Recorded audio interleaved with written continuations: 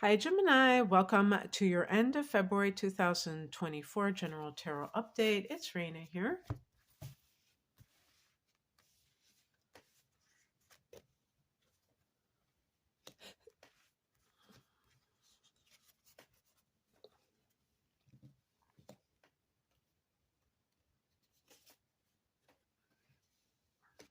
Okay.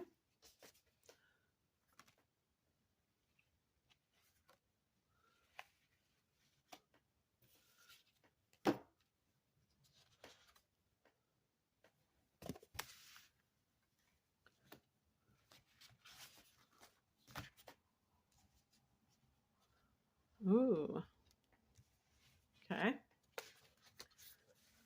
All right.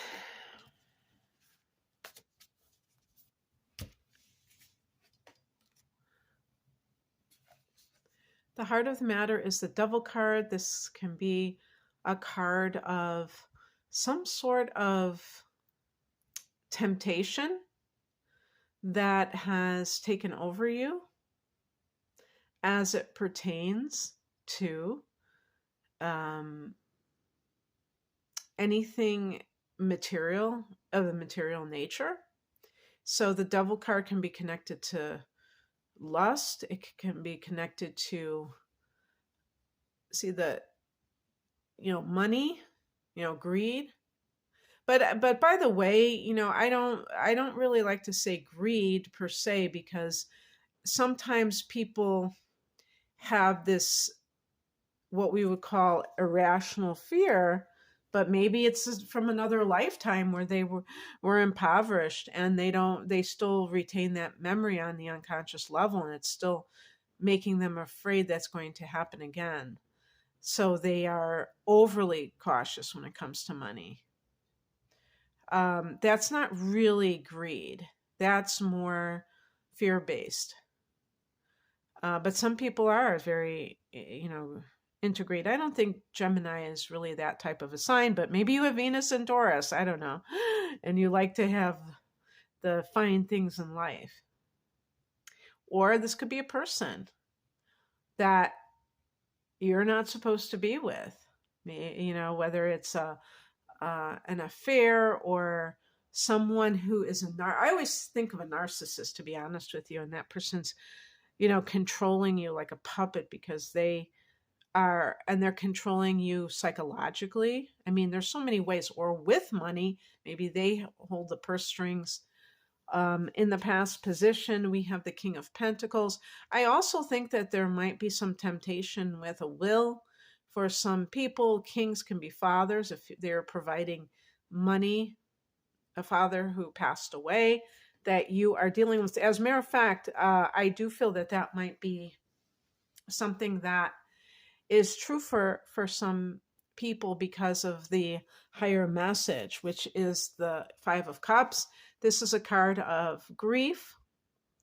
And what can happen, and this can also happen too, when a person gets divorced, but they didn't want the divorce, where the the two people begin to fight about money because it's a substitute for what is really going on underneath the surface. All of the pain, the sense of, betrayal, or whatever it was that, tore that couple apart.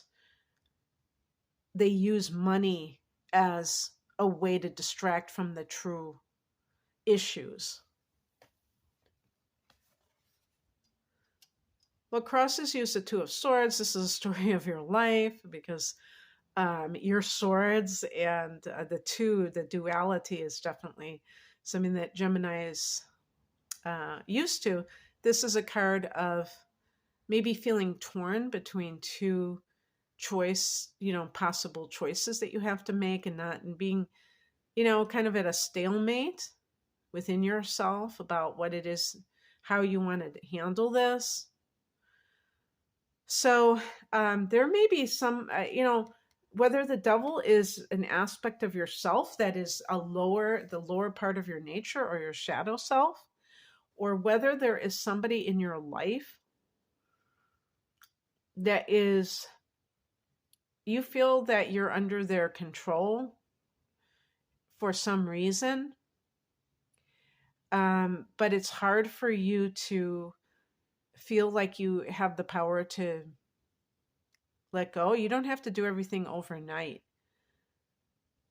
Maybe it's as simple as um, what they call taking space, meaning that you separate yourself from that person for a period of time before you make any um, permanent decisions.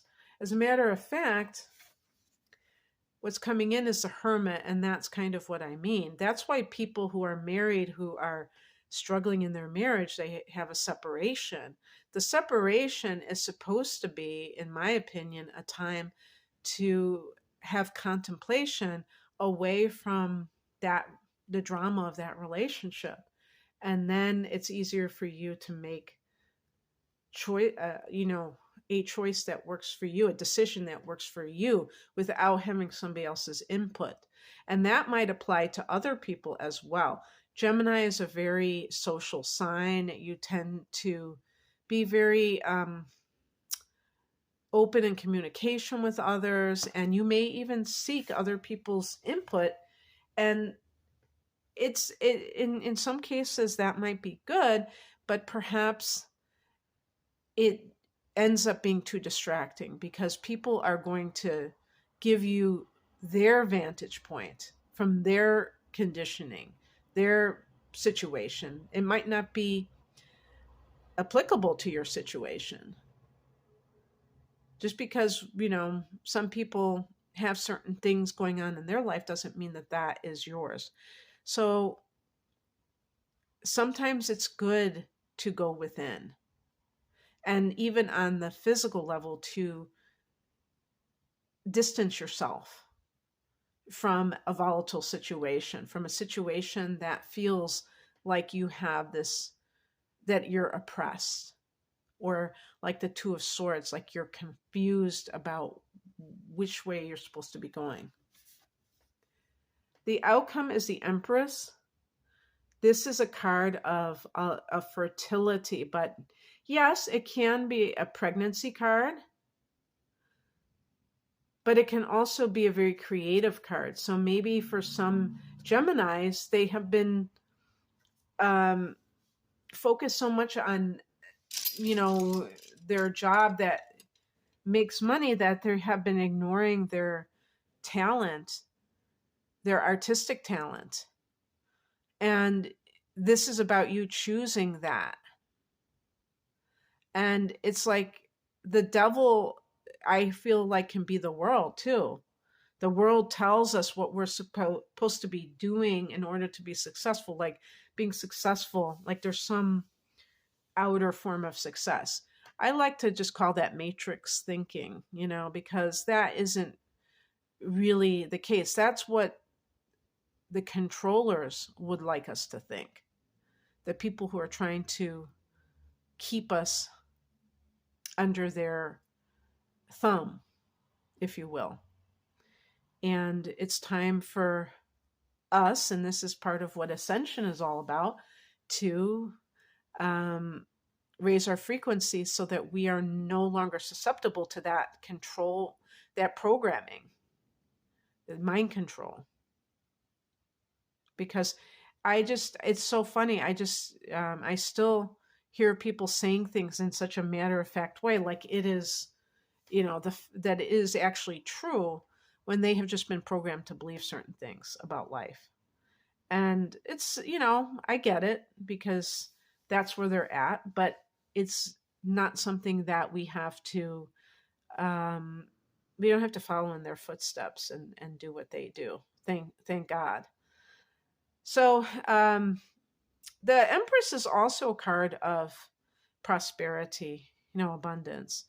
And sometimes abundance comes in very unique ways. I know very unique is a redundancy, but anyway, I knew I'd have to explain myself linguistically to Gemini. So Anyway, that's what I have for you, Gemini. I hope that this resonated, and I hope that you have a great rest of February. Take care. Bye.